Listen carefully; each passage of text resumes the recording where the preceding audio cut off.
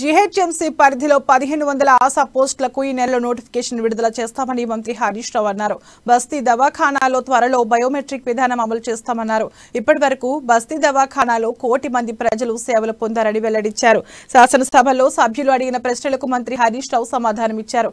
పేదల సౌకర్యం కోసం బస్తీ దవాఖానాల పనిదినాల్లో మార్పు చేస్తామన్నారు. ఇకపై శనివారం సెలవు ఇస్తున్నామని, ఆదివారం పని చేయనున్నామని తెలిపారు.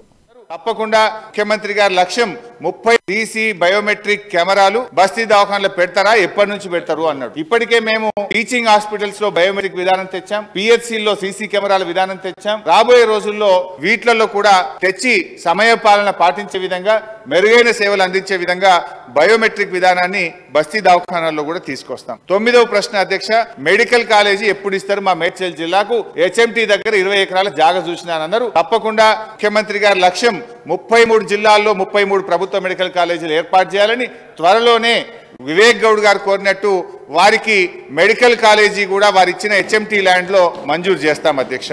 ఇక లాస్ట్ ప్రశ్న అడిగినాడు, 10వ ప్రశ్న వారు అడిగింది మా గాగిలాపూర్కు ఇంకొక బస్తీ దవాఖానా అదనంగా శాంక్షన్ చేయాలని అడిగినారు.